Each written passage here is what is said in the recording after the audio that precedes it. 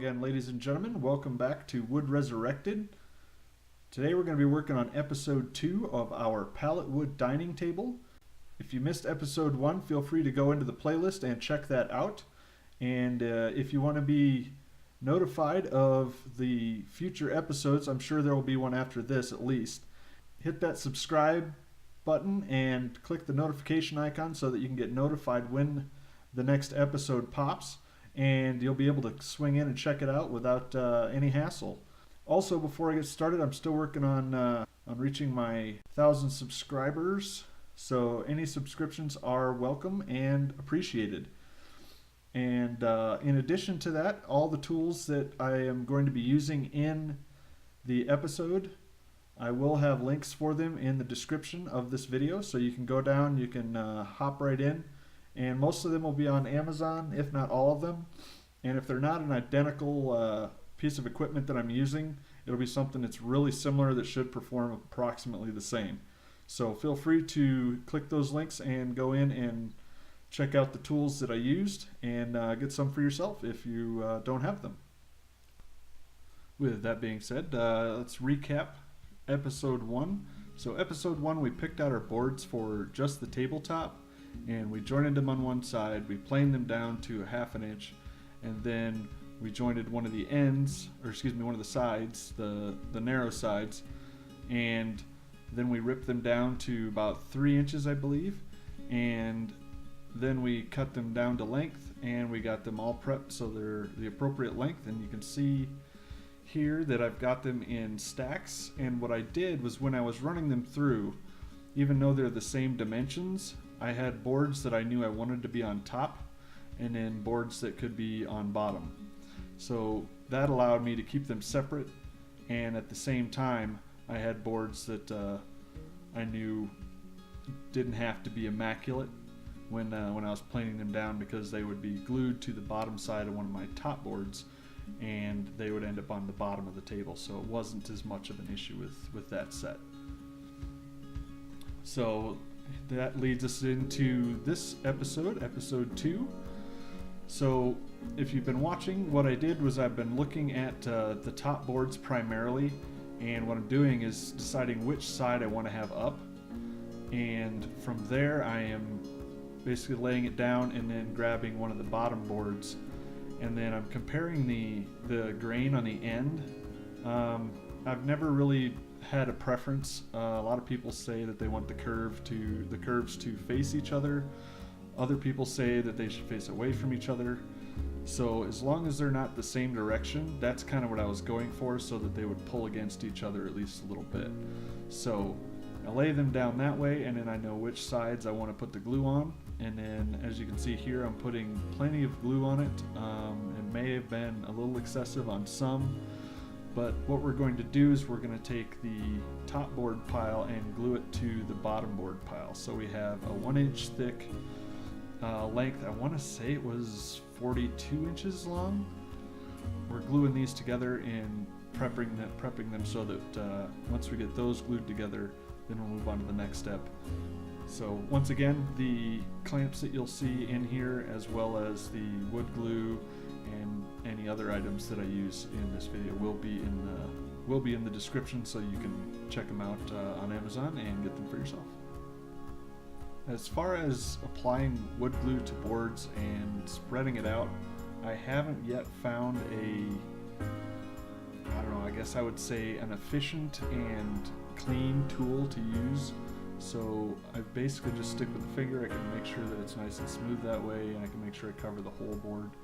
Because we're gluing these boards face to face, I want to make sure that I have an adequate amount of glue in there, so that I make sure that there's a bond between the entire surface.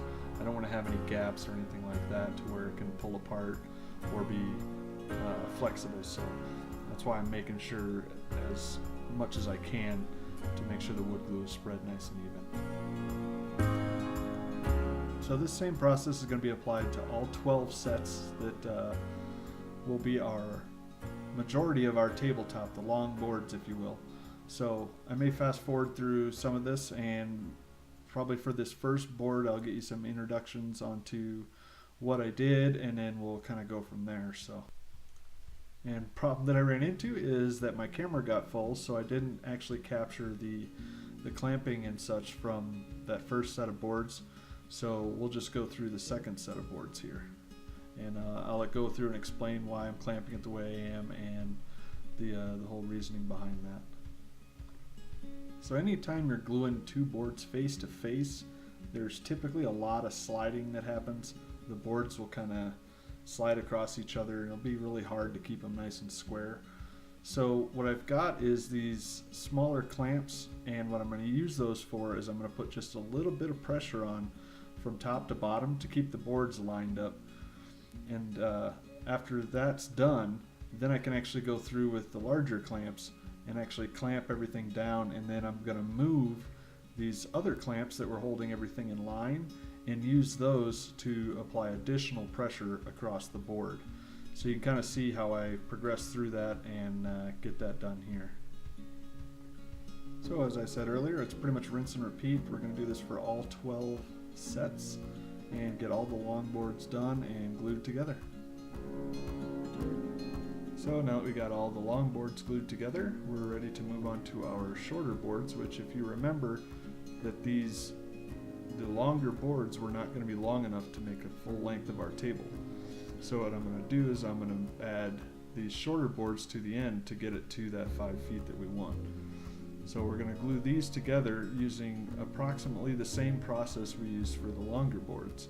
I'm still going to use the smaller clamps to hold it in place while I clamp it top to bottom, and then we can go from there. And the benefit of these shorter ones, it depends on how many clamps you have. I mean, if you're a woodworker, you can never have too many clamps, and this is one place where if I had had more clamps, I would be able to have done this a lot faster, because I could have glued all of them, or at least a good chunk of them together all at the same time, one after the other, and then during the gluing dry time, I wouldn't have to wait for the glue to cure. So with all 12 of the short boards glued together, we're ready to run them through the jointer and remove any of the excess wood glue or anything that was left there. And one thing that I wanted to make sure is that the blades were in proper adjustment before I ran through this process.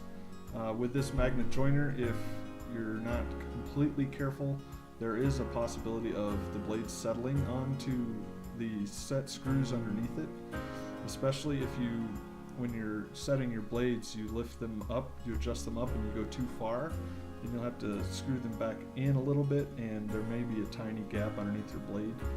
So that's one thing to be sure of when you're adjusting the blades on this joiner, is to only go up if possible, so that you don't have to worry about the blades falling down or dropping or anything like that. So I'm just going through and checking all of the blades to make sure that they're level, so we get a nice clean edge, and we don't want to take off really any of the wood on the sides if possible. We just want to remove the wood glue that may be sticking out from the ends or maybe causing a little bit of a bump, so when we glue them together we get nice flat surfaces. So with everything jointed on the sides, I'm going to use the table saw and the miter gauge to clean any glue off of the ends, and basically do the same thing that we did with the sides with the joiner, only I'm going to do it with the table saw. So I thought I'd walk you through the setup for this process.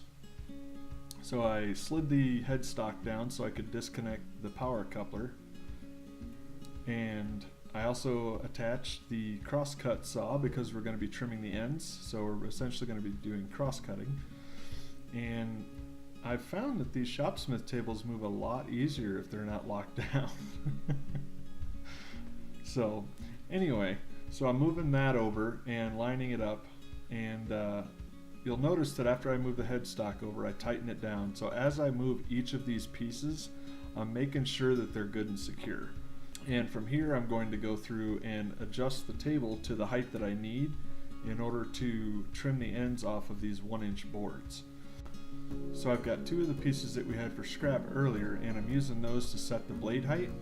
And the blade height, I've found that if I leave about 1/8 to 3/16 of the blade above the wood, it doesn't throw as much sawdust at me, and it seems to cut fairly well without having to deal with a bunch of sawdust coming at you while you're cutting. And here I'm using one of the boards that we jointed earlier to use it as a level for the long extension of the extension table, to make sure that the extension table is even with the table. And at this point we're ready to begin trimming off the glue from the ends of the boards, and I think I might have just taken a tiny bit off of the ends as well, so that if they weren't completely square, it would square them up. So I was taking just enough off to make sure that the end of each board was square. So I wanted to make sure that all of the boards were a nice uniform thickness after gluing them.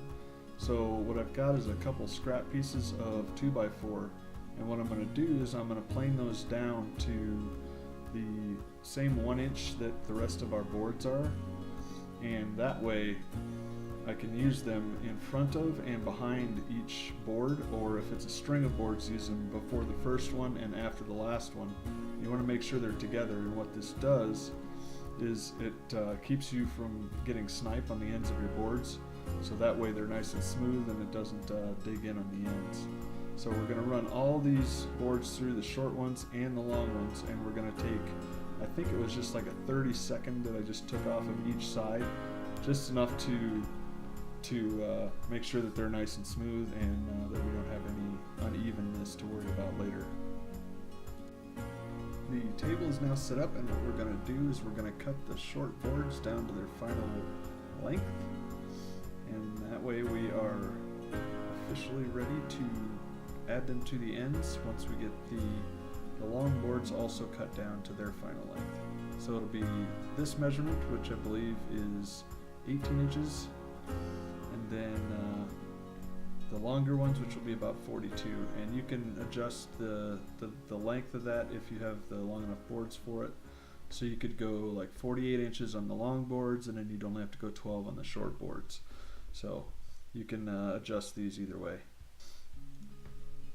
And you may remember from episode 1 where I was talking about the board at the end of the fence to allow you to have a gap, and you just hold it tight against your miter gauge. And that's the technique that I'm using here to make sure that it doesn't catch on the fence, and we get a nice smooth square end on the end of our boards. So all of our boards have the ends trimmed, they're surfaced, and they're jointed on the sides, and now they're ready to run through and take them down to their final width, which should be about 3 inches. So we're going to run all these through, get them all down to uniform, and then we'll move on to the next step. Now that we have all the sides surfaced comes the somewhat tedious and a little bit difficult part. So I'm not sure if you can make it out, but what I have here is a long board with a short board on the end of it, and then the inverse on the other side. So I've got the short boards on opposite sides of the two boards. And what I'm going to do is I'm going to glue these together by the sides. So the method that I'm going to use for this is, you can see I've got my pipe clamp set up underneath it. And what this is going to do is there's going to be a board on the end. So once they're laid down, the pipe clamps will push the boards together. And then I'm going to have the hand clamps squeezing the sides of the boards together. So we're going to repeat this process 6 times so that we get 6 sets of double wide boards, if you will. And then from there we will not need the hand clamps anymore, and we can just glue them side to side using the pipe clamps, as you can see right now. Of course, as you get them glued together, it will get bigger, so I hope or recommend that your pipe clamps have extensions on them, because like for this piece I didn't need them yet, but for the final gluing, as you can see, I did need the extensions in order to get the entire tabletop glued together. And there we have our tabletop. So I think that'll wrap it up for this episode. I want to remind you that all the equipment that you've seen in here that I could find on Amazon is located with a link in the description. Go down, check it out. I also would appreciate if you would subscribe and click the notification so when the next episode comes out, you can get notified and hop in. So thanks for stopping by. Feel free to take a look around, drop some comments, a like here and there. Stay safe out there, and we'll see you later.